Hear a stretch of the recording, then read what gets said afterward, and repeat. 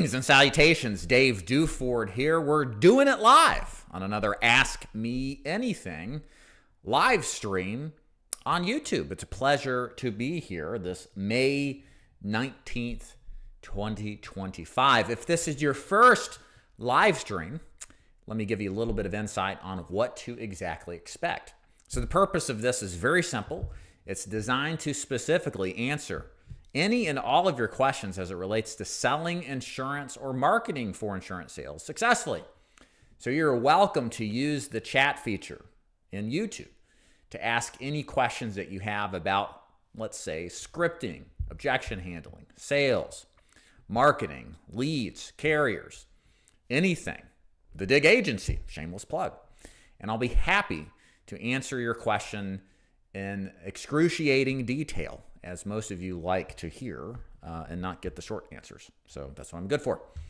So please begin the process by throwing your questions in the chat. Hey, go Diego, go. Good to see you here. And I will begin to answer them as they begin to appear on my screen. Also, for those of you jumping in live, thank you very much for being here live. Please smash that like button. That tells YouTube how amazing this content is and how agents like you should be watching it. And with your help, we'll reach more people who need to actually hear this. So please, pretty please, hit the subscribe button. Thank you very much. Okay. Now, before we get started, I just wanted to give you guys a little bit of update. So I was promoting last week that we were doing a live deep dive training on final expense. And we had a great turnout. We had 55 people sign up for the live stream. It was held Friday from 10 till about 4, so about 6 hours of just raw meat, baby. You know, if you like training and you want it all consolidated in the most up-to-date final expense sales marketing tactics, you got it. Now, as you may know, if you watch my video, if you get all my spam email, then you knew that the entirety of the proceeds from the ticket sales were going towards the booster club that I chair or co-chaired with for my son's football team. It's kind of a phoenix rising from the ashes story. We've got great leadership in place now, and we're trying to rebuild this football team at our Notre Dame Catholic High School. And so we're looking to raise money to bring the equipment up to modern day quality. And so we sold, along with 3 one-on-ones that we sold for $500 for an hour, we raised $7,000. Now, while, of course, I'm very happy and thank you for your contribution, my goal was really to raise $10,000. So I'm $3,000 short. I wanted to go in there with a big, slam of money. And so what I'm going to be doing, haven't gotten around to it today, probably will tomorrow, so please check your inbox if you get my email. If you don't, then go to daviddufour.com. You'll see a pop-up. Sign up for that. There's a bunch of free training we're going to give you anyway. But we're going to sell the recording of the event for a smaller amount than the $100. And then I'm going to extend an opportunity to do 30-minute one-on-ones for $250 for 30 minutes, and a goal to try to get that last couple of $1,000 so that I can hit my goal. So would you please consider contributing and benefiting? If you're looking for final expense sales and marketing training, that training is going to be fantastic. Or if you just want to do a one-on-one with me and me tell you everything you need to know on a one-on-one basis, there's an opportunity for that. We also support agency building questions too. So for those of you out there who may be like, I know how to do sales, but I need help building an agency, I promise you the one-on-one trainings will be extremely beneficial. So again, I haven't bothered to put together the offer yet. So wait with bated breath for my emails to hit later tonight, probably tomorrow at this point. And we're going to have like a 24, 48 hour sale, and just buy your recording then.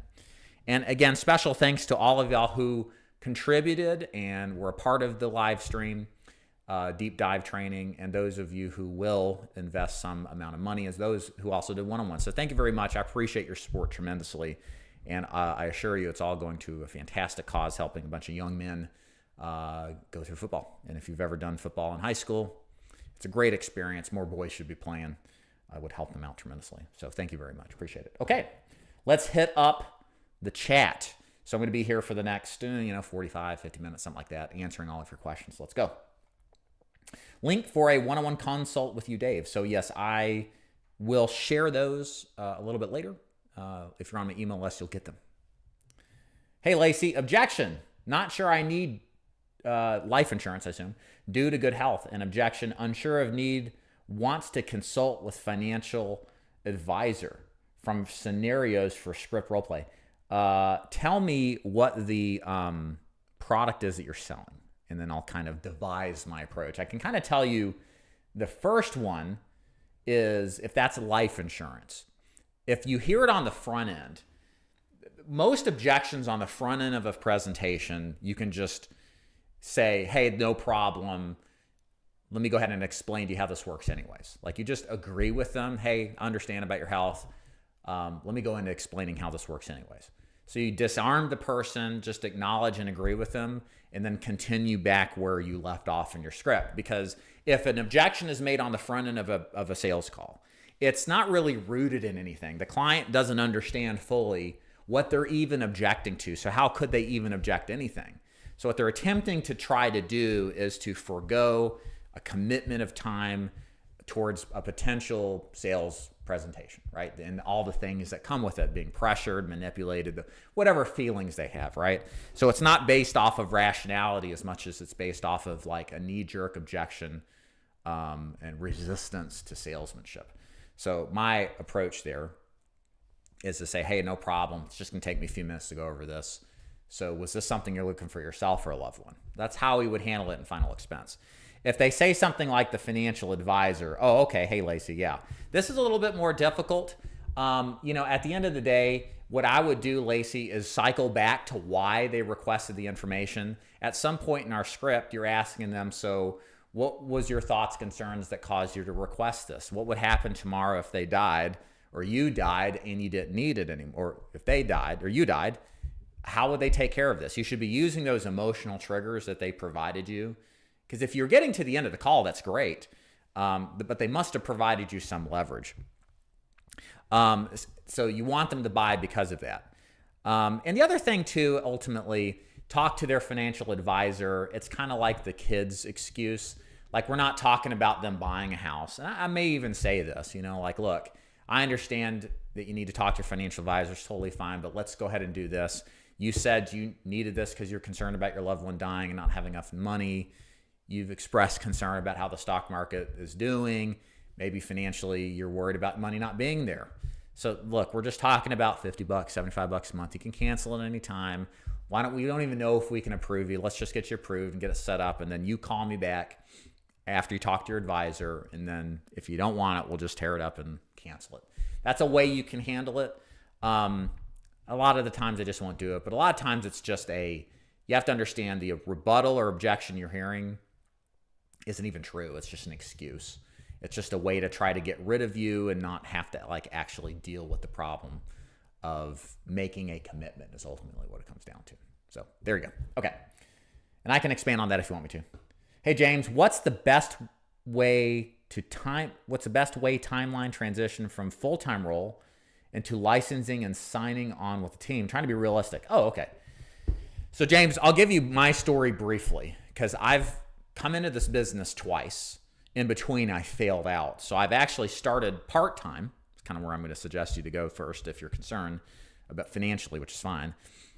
And I've experienced it both times, learned lessons the first time, didn't repeat them the second time. So I started the business part-time for about 6 months while I ran my personal training gym in 2011.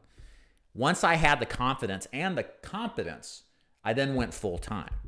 But for me, I was 26 at the time. I'm 40 now. Jesus Christ. Time flies by. Anyways, I don't think on some level I was totally mature like I am now. But I got frustrated, made mistakes with leads, and then went almost broke, basically, and I had to get a job. I got back into final expense the second time around, and I was thinking, I'm not going to make the same mistakes. I'm going to take my time longer than jumping in full time. I'm going to put way more work in on the part-time. So instead of very part-time, it'd be kind of like 25, 30 hours a week. Because what I wanted to do, my objective was, as I learned the first time around, Failure happens a lot because there's all sorts of skill set issues, but they happen because you run out of money. And you got to like make money. And if you're not making money from the thing, you're going to move on. It's really important, I think, if you're in this position where you got a good thing going financially, but you've got risks to make the jump, that you do it in a way that you can build a bankroll, okay? So for the next year of my second round, I worked part-time, but like 25, 30 hours a week for an entire year. And I basically took the sales or the money that I made from my sales, paid down my credit card debt, and I built up a bankroll, okay? And I can't tell you enough that when you have a bankroll, it puts you mentally in so much better of a position than if you come in with next to nothing. It's part of the reason why I'm a big advocate of the free lead program, because you don't have to blow $4,000 plus a month on leads, sales systems, etc. It's all free, okay? And it makes a huge psychological difference in the execution of your strategy. So that would be my recommendation is, if you're tepid about it, understandably, of course, part-time to begin with, work late nights. You guys can sell over the phone now. I started face-to-face. Back in my day, I used to drive an hour and a half both directions just to get to the first lead. And, had to be out there and drive between appointments, right?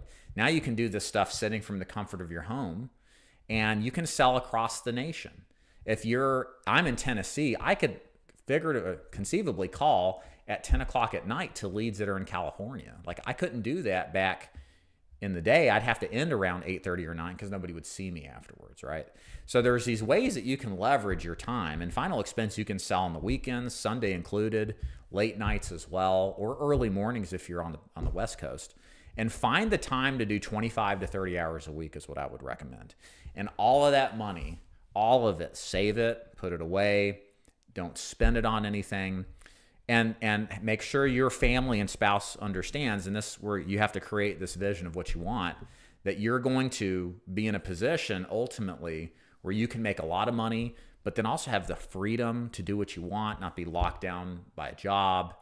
And it's great, but it's going to take time, and it's going to take time away from the family, some sacrifice to make it happen. And I'm not, not trying to, sugarcoat this. Like it's tough. I mean, I've been there. My wife delivered twins, and then I went full time in the final expense, right? And I wasn't around because I was still in that building phase. So, it is what it is. But that's kind of how I look at getting into anybody else that wants to start this business, but has the thing going, and you want to make sure you do it as safe as possible. Part-time's the way to go. We definitely support it at the DIG Agency, and save everything that you make is what I would say for a year. Okay. Hey, Jay, I purchased the final expense sales deep dive training. It took place on Friday, but I haven't been able to locate the recording. Yeah, I'm sorry. It takes me, I've got it sitting here on my desktop. I just got to send it to my team, and then we'll just collect all the email addresses, and then we'll send it out. So I apologize. We'll get it to you by tomorrow is what I would say at this point. Hey, Norris, what's up? Good to see you again. Dave, fast question, please. Since Trans has completely revamped their final expense product since late August, have you reviewed it? And does it now make your top 5 final expense products list? So did I give you the Trans talk, the Transamerica talk? I will if you haven't heard it, so let me go into it. I've probably written more business as an agent with Transamerica than any other company, as an agent. So we're talking like 10 years ago. Transamerica was actually the company that developed the Social Security deposit billing process and popularized it. So they were innovative. That was innovative 11 years ago. But the problem with Transamerica, great company, solid company, always enjoyed writing them. The problem that I saw progressively in the 17, 18, and 19, again, a long time ago, but I see this issue across different products at Trans as well as even today, is that it's very difficult to get stuff approved as applied for. And the processes they have in place to notify agents at the time were inferior. There was no instant decision things. There could be a possibility that it could be referred to underwriting. And especially if you're selling over the phone, you have to work with carriers that give instant decisions. This is a difficult reality I had to face as an agent, where I want to give my clients the best combination of price and coverage at all times. But that's an ideal, but the ideals that we have in life run up against the actualities of life, and you have to kind of, mitigate in the middle somewhere. The actualities of life is that the stuff that sounds really good, a lot of the times is very difficult to place, has billing issues, has underwriting issues, etc.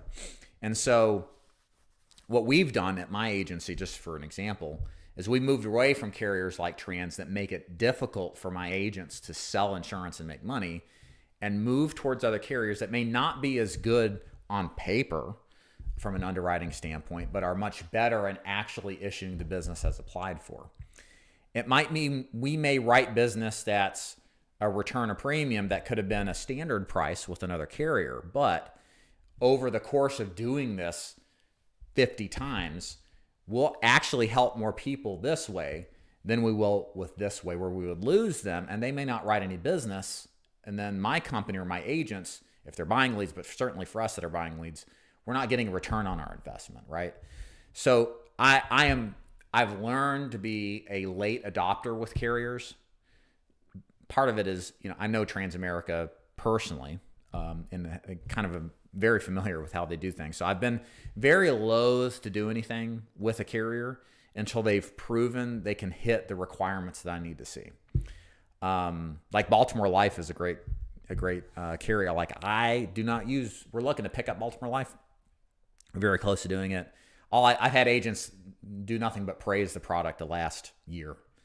But I'm always hesitant on this because I've learned with working with carriers that are new to the market or don't understand the market, like they're beta testing the product on the agents, and they're learning just as much as the agents are learning. And I don't want to be a guinea pig anymore. I've been a guinea pig long enough. So in short, I'm waiting for somebody in the business that is really good at the business, that's been doing this long enough, to tell me at scale how Transamerica has worked for them, because I just remain unconvinced. Lacey, thank you. You're welcome. Hey, Primal Wisdom.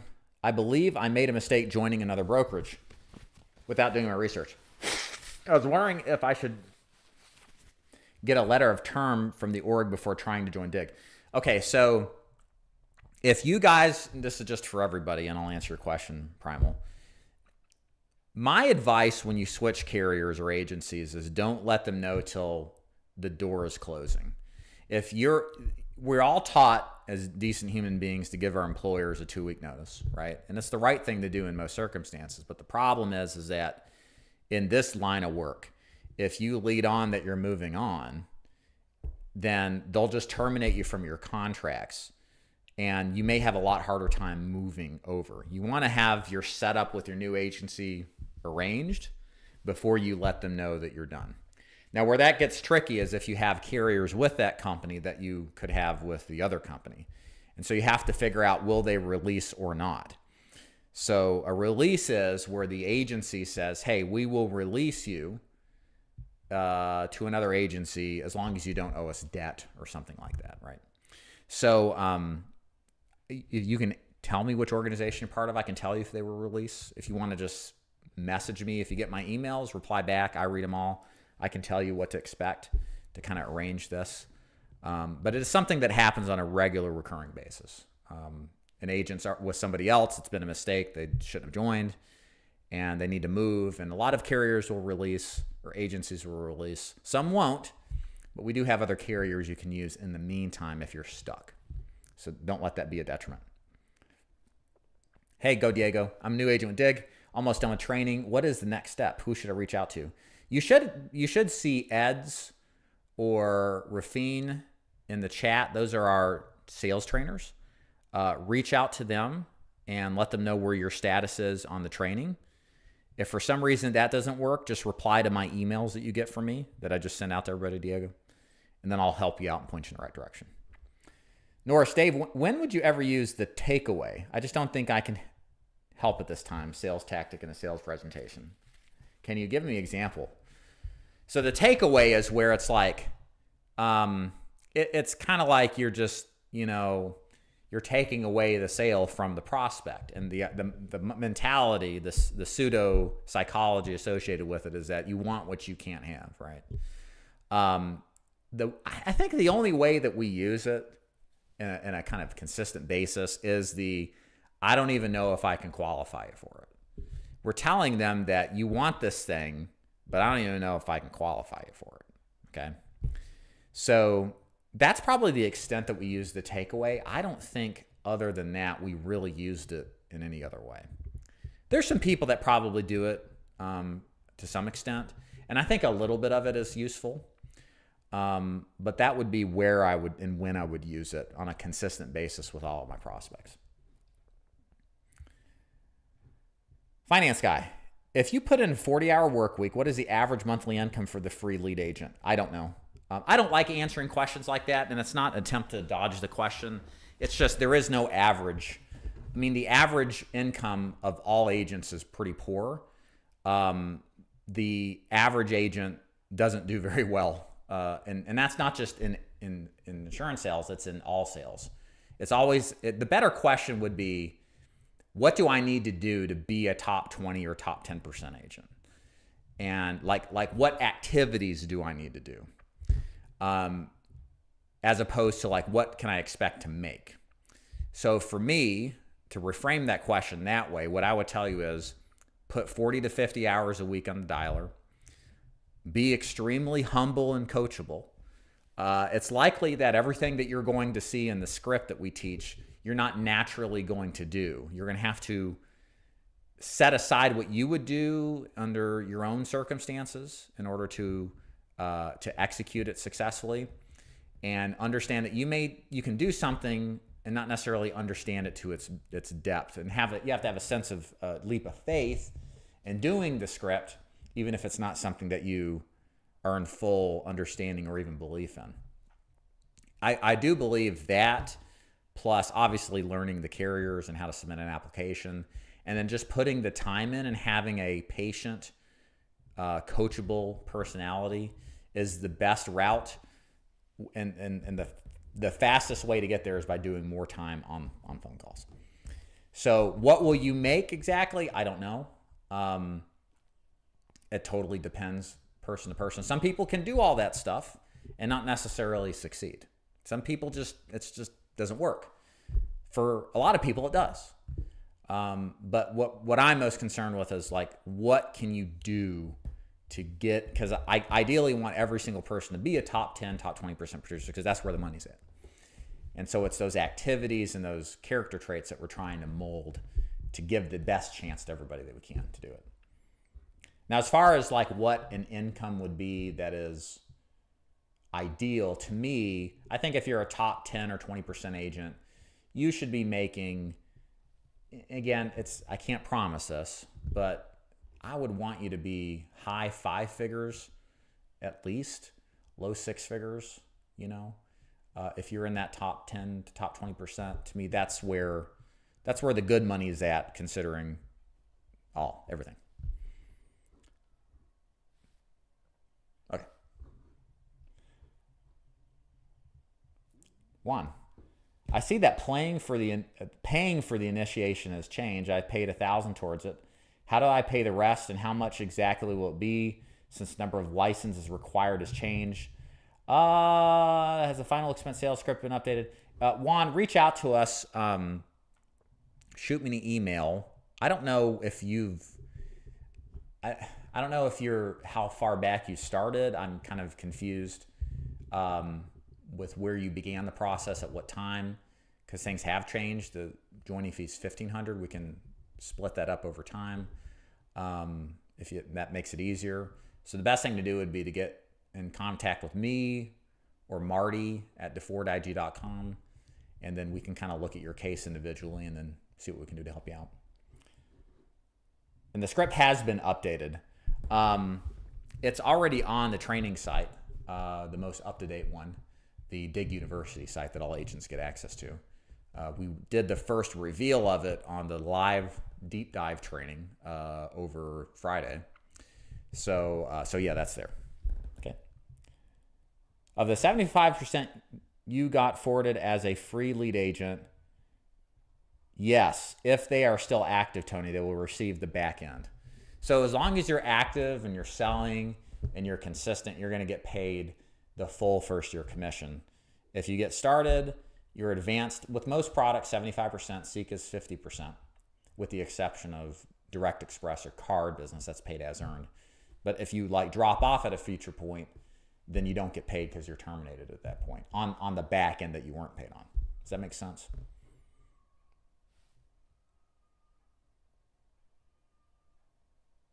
Sorry, my cat's out there crying and screaming. Probably should go check on that. Actually, I will. Hold on one second, guys. Be right back.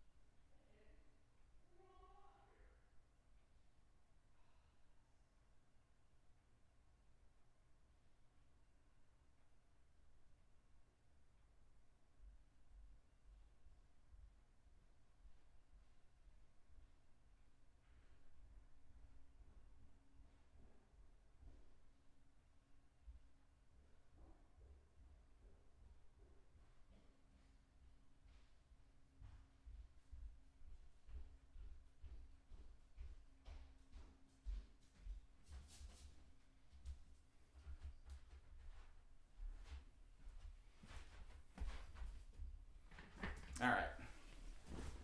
So this is Dolly. This is Luna. I guess they were crying upstairs because the girls weren't there. They were missing them. They're rag dolls. They're like 15 pounds each.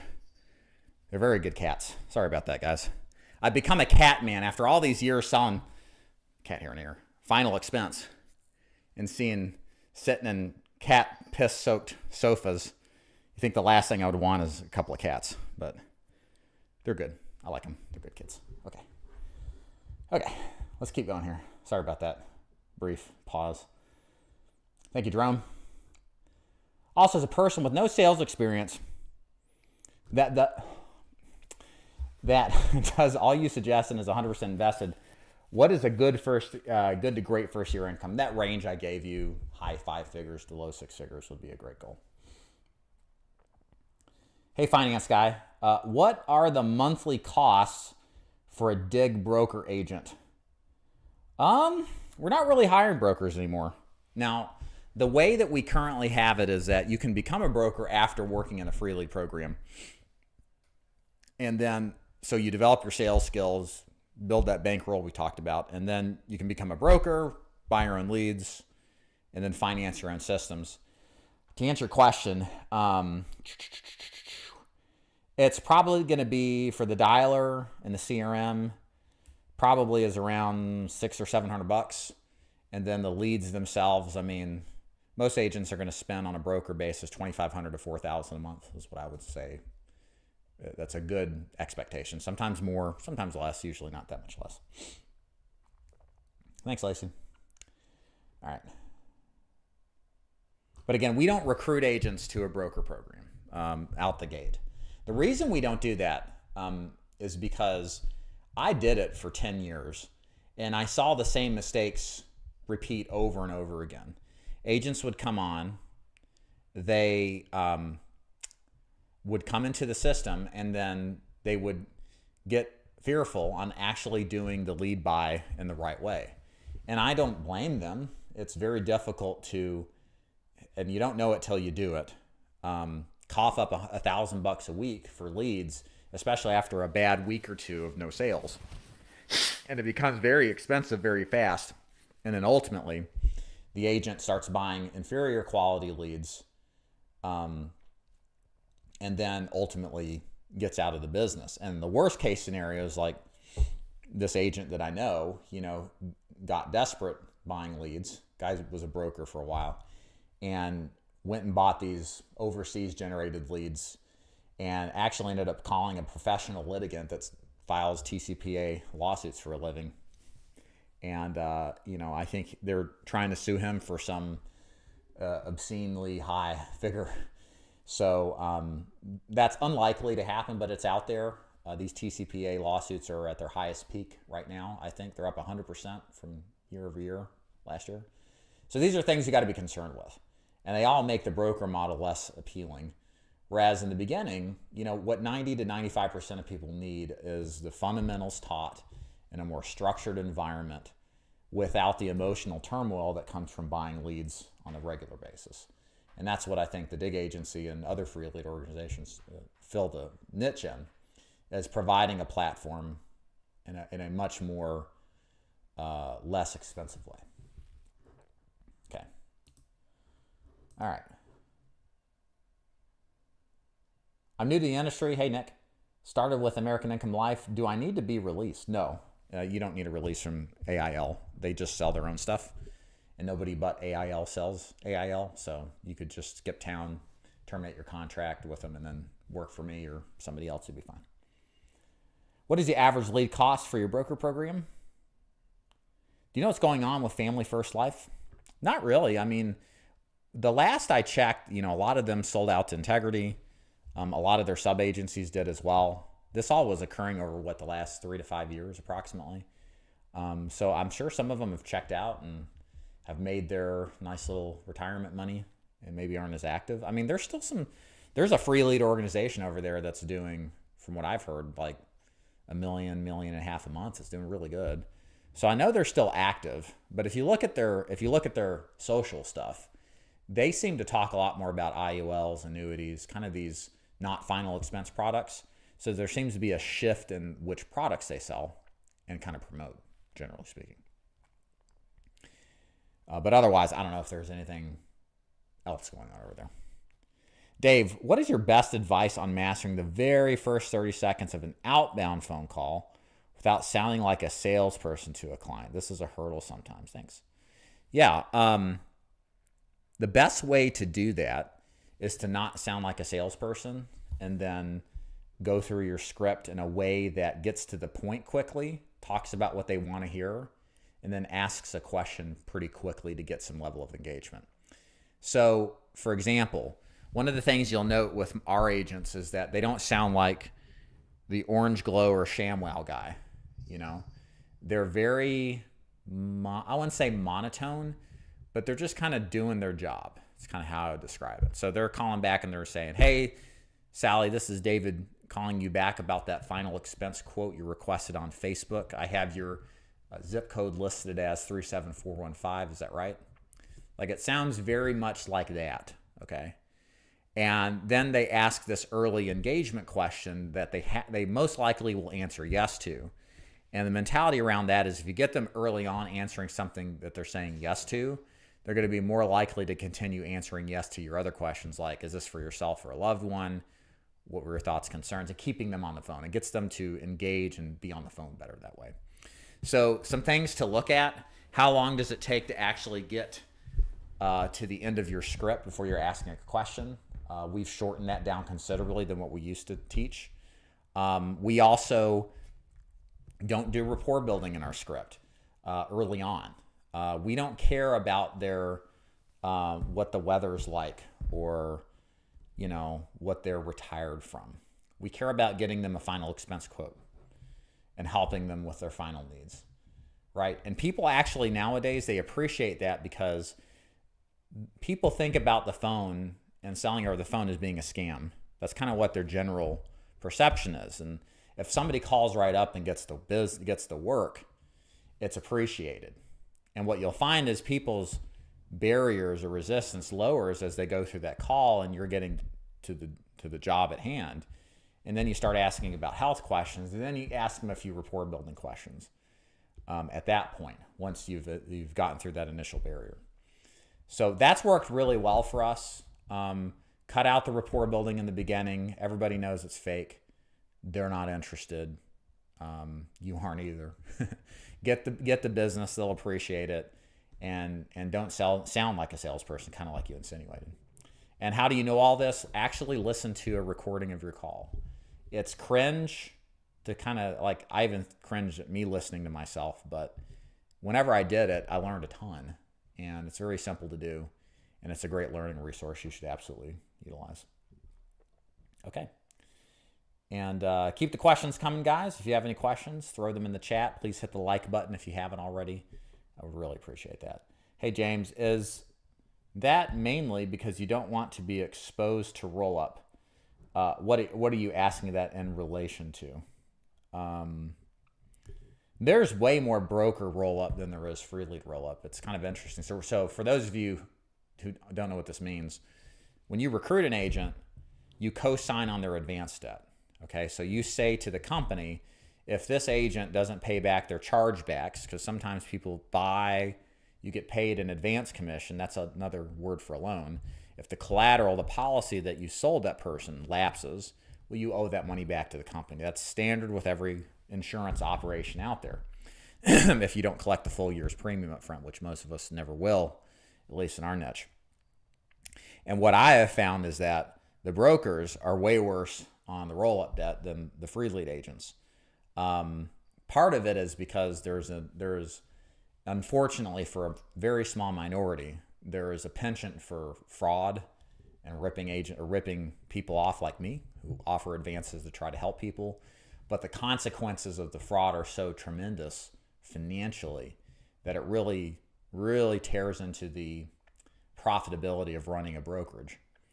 I think my worst year, I had like 3 or 4 agents who ripped me off a total of like $150,000 to $200,000 from just fraudulent debt, fraudulent policies they did, right? I've never had that with free leads. You just don't get away with it as easy.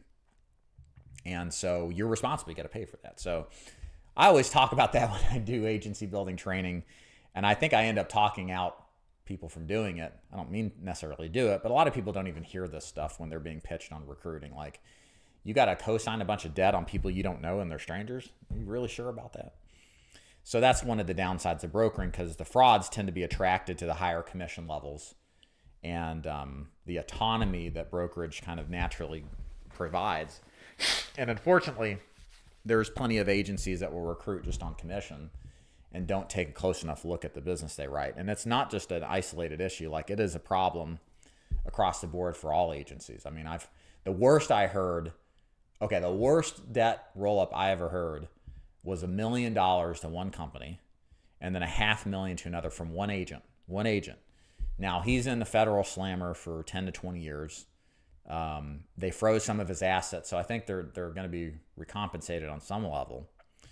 But this guy was and this is the thing, like, the guy was literally writing policies on dead people, and the company, in their everlasting wisdom, didn't even check the validity of the policies. Like, they were dead people, dead, and they were still getting approved.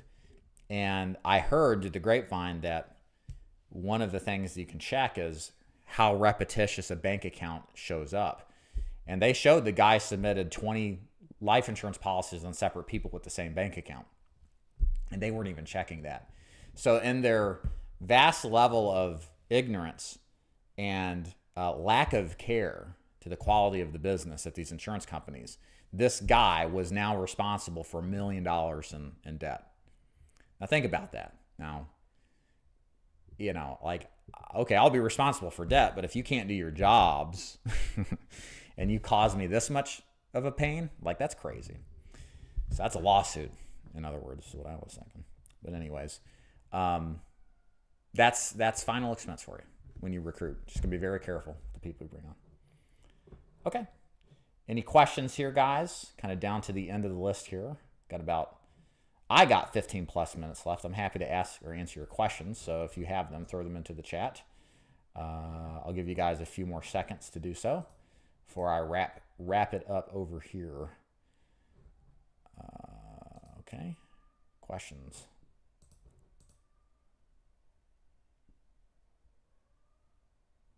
So again, for those of you who bought the live stream deep dive from Friday, we'll get you that recording here in the next couple of days. Tuesday, the latest, tomorrow, not a couple days. At some point, I'd like to start an agency. How do the sub-agencies work with your company? Hey, Tony, I'm not opposed to recruiting sub-agencies. I actually like the model that I like the most, though, is Senior Life Services. So that's Justin von Eigens. I don't know how to pronounce the last name. He's a good guy. He's done very well with very well with Senior Life Services. And my understanding of their business model is that Senior Life Services basically centralizes the lead generation, to some extent the training, I think, certainly the systems and and the carrier access. And then what Justin's job is to basically play recruiter/trainer, but then Senior Life Services handles the rest of the systems side of things. I think that's the most intelligent approach to recruiting, because what I think people don't understand is when you build an agency, like, there's all these issues that you don't even know about. And it becomes a question of, like, should you franchise a restaurant or should you start from scratch? Like, there's benefits and drawbacks to both. But I think there's a real benefit to coming into a system where, millions have been spent on it and it's well developed and it's a machine, versus figuring it out on your own. So I'm more in support of that. I just, I'm not actively trying to expand in a way that puts in, like, influencers or people that have connections. I'm not opposed to it. But that's kind of where I would be looking at from an agency building standpoint is we'll go through the Dave DeFord system, and then I'll pay you an ongoing fee or royalty on everything that's sold, and then we do the rest for you. It's a pretty good deal. Okay. Norris, Dave, do you recommend that all independent agents form an LLC and also record each and every sales call to protect against future legal protection due to compliance issues? I mean, you can if you want to. I don't know what compliance issues would exist for you to record your sales presentations, where the compliance issues require recording. From a carrier perspective, they're going to be required. So there are carriers that require a phone interview to get the person on the phone to validate their identity, but that also can be handled with texting and application fill out technology, et cetera. So there's different ways to skin the cat. I like recording because it allows you to review your sales call, if anything, and see what you can do better and improve upon. And that's worth it. But yeah, I'm trying to think of any other compliance issues potentially that the average agent has to worry about. I don't think it's really that much. All right. How long is the timeline from being a free lead agent to transition to independent? As long or as short as you want it to, Callie. We really don't have a designated timeline. I will tell you, if you want to transition from free leads to brokering, that I would advise you highly to have a conversation with me first, so that we can have an honest conversation about, are you really financially prepared? Is this something you really understand what you're getting into? Because I'll tell you, a lot of people who do go broker do come back to free leads because it is different. The leads can be different, but it's the work environment that's different. It's the spending the money environment that's different. There's a lot more risk, right? So I would rather my agents make the transition when they're well prepared and making sure that they understand entirely what to expect. All right. Knowing what you know now, but not when you started, but in today's times, starting totally green, would you go into insurance again? And would you? Yeah. Hey, Dikey. Yeah, I would. I absolutely don't regret anything that I've ever done. I think the only thing that I regret is I wish I would have gotten into free leads sooner. But it all happened. I don't really regret anything because, I mean, I think there's something categorically wrong with regret. You can't change the past. And the mindset you should develop is your actions, good or bad, open doors you wouldn't ever see. So you need to be thankful for the bad times, not just the good. And if you think you're getting out of this life without some sort of serious problems or travails, you got another thing coming. So in short, I do believe I don't regret anything. I'm glad I got into final expense. Now, if you start asking me questions like, if you didn't do agency building, would you still be in final expense? I probably wouldn't. I probably would have migrated to Medicare. I was looking at that at some point early on. I like some of the higher caliber insurance products, but I ultimately really like agency building. I enjoy the training and the content creation side of things much more than the actual sales side. It's much more in line with what it is that I enjoy. So, and I still think final expense to like right now out of the other products probably is way better. You look at some of this Medicare stuff coming down the pike, you've got, Medicare companies cutting commissions in certain products, certain states, threatening to take away some of the special election period strategies. There's big commission hikes. Price hikes coming with Medicare supplements. You got Doge snooping around. The agents are what's for dinner, is one of my longtime agents likes to say. And so anytime you deal with a government product, you're going to deal with a government solution, and you might be on deck to have your commission spliced or taken away. And I remember it, guys. Like I said, I started in 2011. That was right in the middle as ACA and Sebelius was passing Obamacare, Affordable Health Care Act. And what you saw with health insurance commissions is they gradually went from 20% street level to 15, 10%, 5%. And then the carriers would send out letters saying, hey, we really appreciate your work. You're a great asset to the company. We're reducing our commissions to zero effective immediately. And these men and women that built these books of six-figure renewal clients were completely gone. They were hosed. And that's all because when you play in the pool of a government endorsed, sanctioned product, you also play by their rules whenever they arbitrarily decide to change them. Final expense is not affected by that because it's not a government product. It's a private product. But you have behind final expense demographically boomers retiring as well as Gen Xers too en masse at a level that will stay consistently higher than it has been previously for the next 15, 20 years. And I just think that bodes well for anything in the senior market. That is the main thing. So there you go. Okay. Jark.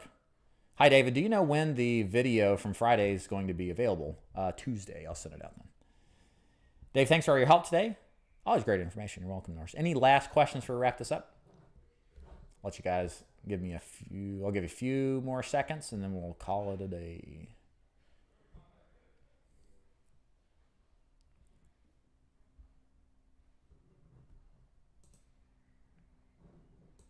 Questions?